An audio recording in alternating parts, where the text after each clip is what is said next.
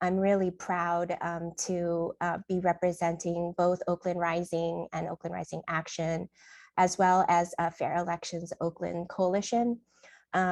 I have worked on many a campaign, and I have to say that has to be one of my favorite coalitions because the values by which we are really building the work around fair elections and democracy dollars in Oakland is really what holds the coalition together. The Fair Elections Oakland Coalition is made up of Oakland Rising, Bay Rising, Legal Women Voters Oakland, ACLU Northern California, Asian Law Caucus, and MAP Light. And we were working with progressive leadership on our city council to pass it and place it on the ballot, as Sean had mentioned earlier. So Oakland Rising's history is that we are a collaborative organization of racial, economic, and environmental justice organization, and Oakland Rising uses our civic process to build political power for systemic change. And we do that. We are one of the only organizations in Oakland who are talking to what we call flatland voters. These are mostly BIPOC, immigrant, systems impacted people of color communities in Oakland, and are what we consider generally low propensity voters. And a lot of people put the narrative out there that people that live in the flatlands just don't vote, they don't engage. And I want to change that narrative for us to all think about it, is that actually no one talks to them. No one goes to their door. Candidates don't go to their doors. They don't go to them because they think that, that their impact is not going to be great enough. But in Oakland, we know that not to be true, that when we engage voters, that they come out and vote. When we ask them to donate, they give what they can. And I think that in Oakland, one of the things that we need to know is that, in the last 4 elections, 70% of contested races, 24 of 31, were won by candidates who raised the most money, with the average of 2,242 residents contributing to Oakland's candidates across 2014, 2016, and 2018. Less than 1% of Oaklanders participated in contributing to Oakland candidates. And again, it's not because they don't give, it's because nobody asked them. No one knocked on their door to say, will you be willing to contribute? There is an assumption that people of color, immigrant communities, formerly incarcerated people don't care. And in fact, they care the most because they are mostly impacted by the policies that are in place.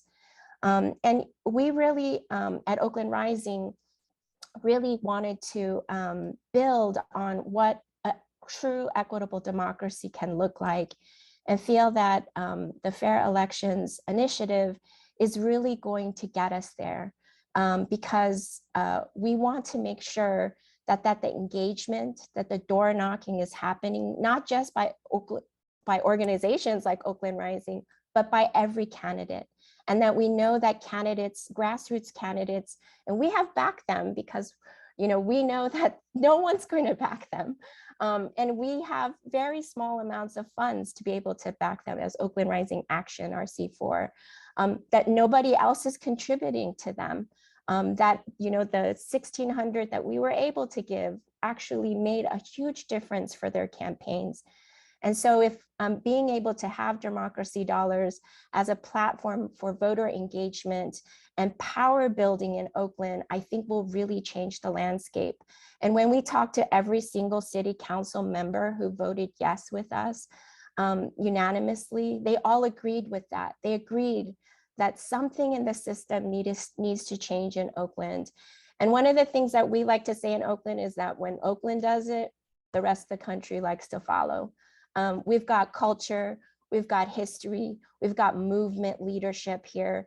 And we know that if Oakland does it and we could win it in Oakland, we know that other cities across the state, across the city, across the country can help us win. And your support is really going to get us there. I'm really proud to pass the mic to Jonathan Medestein. I am so proud to be in coalition with him. He is my brother in arms, and I'll pass it off to you, Jonathan. Thank you so much, Liz.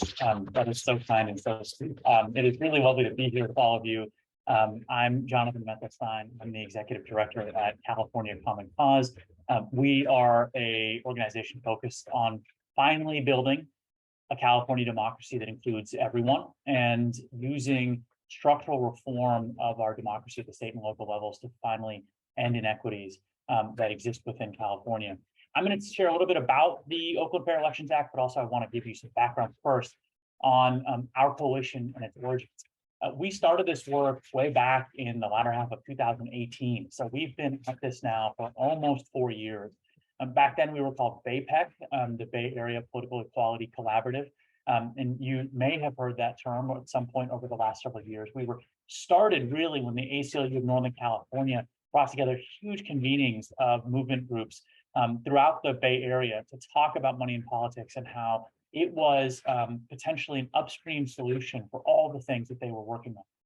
From those convenings came our coalition of groups that were really dedicated to the work and wanted to invest in a bigger way at that point. And even then, it was a combination, a really rare combination, I think, of democracy-oriented groups paired with movement building, progressive organizing groups rooted in community.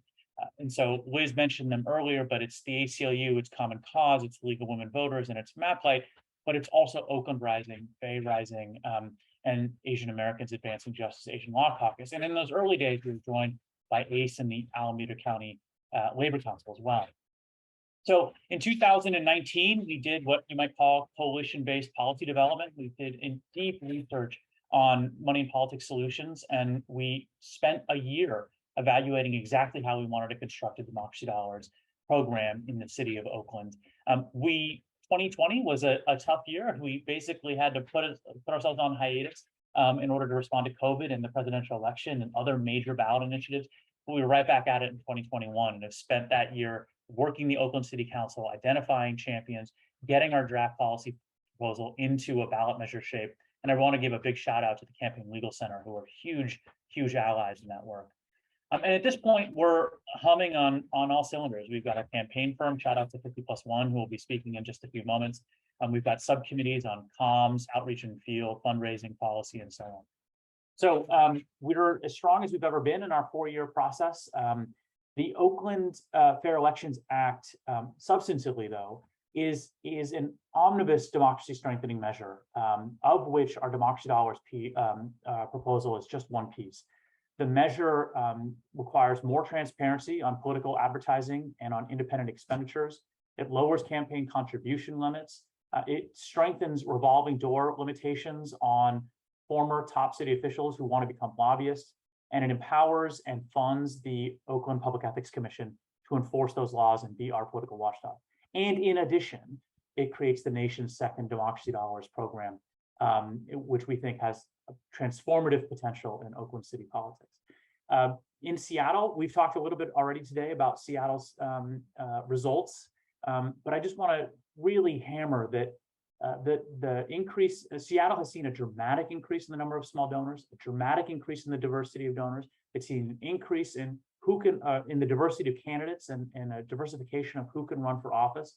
And really, really importantly, it has seen meaningful increases in voter turnout and voter participation among first-time voters and low propensity voters. If you are a eligible voter but unregistered in the city of Seattle, and you donate one Democracy Dollars voucher to a candidate, you are almost 12 times more likely to vote in the subsequent election than a similarly situated person who doesn't donate that Democracy Dollars voucher.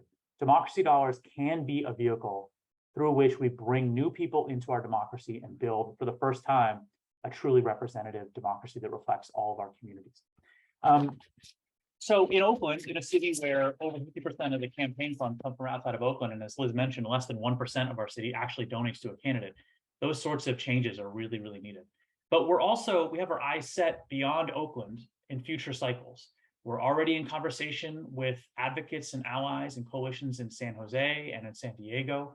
who want to potentially bring forward a Democracy Dollars ballot measure in 2024.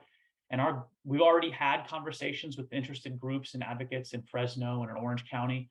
And my hope and our hope is that over time, we will see more and more voters using public financing systems at the local level. We'll see more and more elected officials begin their careers in public financing systems. And over time, we will build a consensus around this model so that later in this decade, we have the momentum we need to tackle statewide reform. So Oakland is a launching pad. It's a first step in this effort to build a more representative democracy across the state of California.